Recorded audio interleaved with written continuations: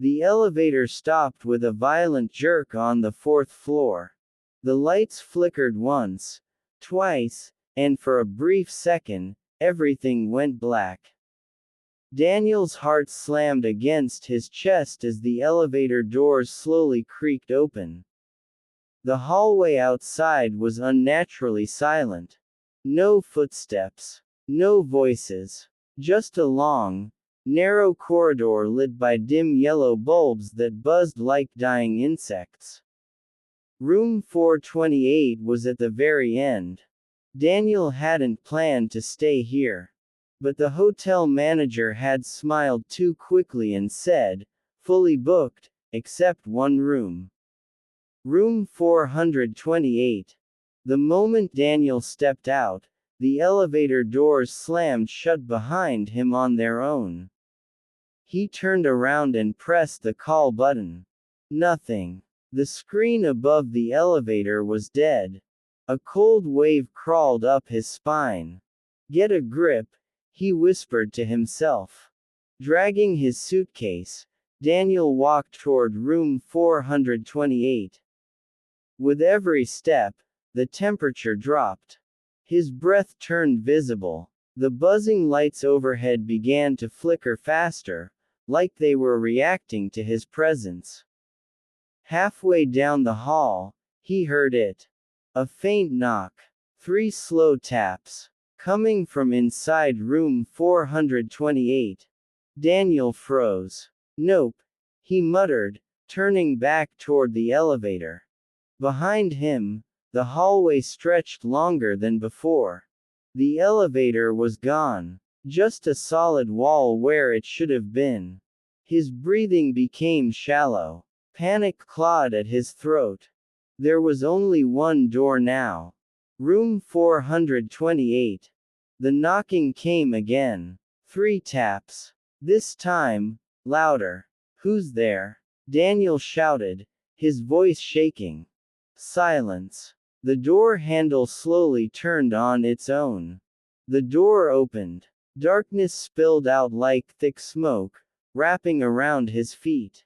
Against every instinct screaming inside him, Daniel stepped in.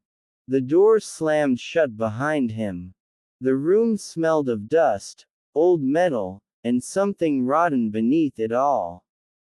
The lights flickered on, revealing a normal hotel room: bed, desk, TV, bathroom door.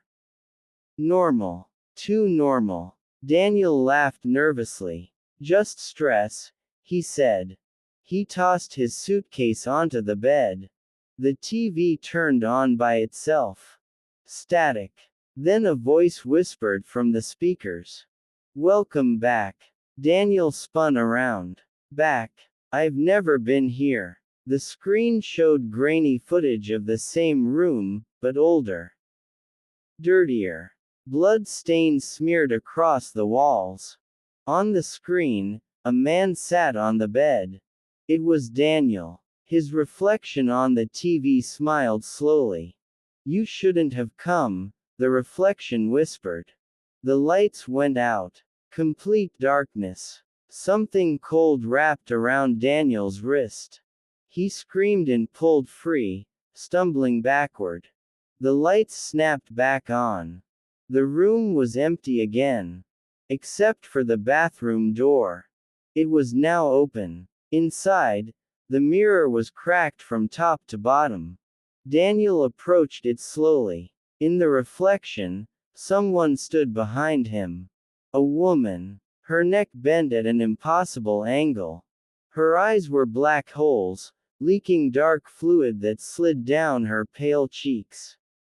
He spun around. Nothing. When he looked back at the mirror, the woman was closer. Her lips moved. "You left us here." The mirror shattered outward. Daniel fell to the floor as glass exploded across the room. The temperature plunged. Frost spread across the walls. Voices filled the air, screaming, crying, begging. He crawled toward the door. The handle burned his skin when he touched it. Behind him, The voices merged into one deep, echoing growl. You promised. The room shifted. The walls peeled away, revealing another place beneath. A hospital ward. Old, abandoned. Beds lined the room. Chains bolted to the floor.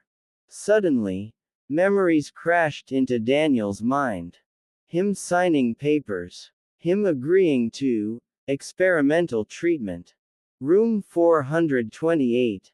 A testing room. He had survived. Others hadn't. The air trembled as shadowy figures rose.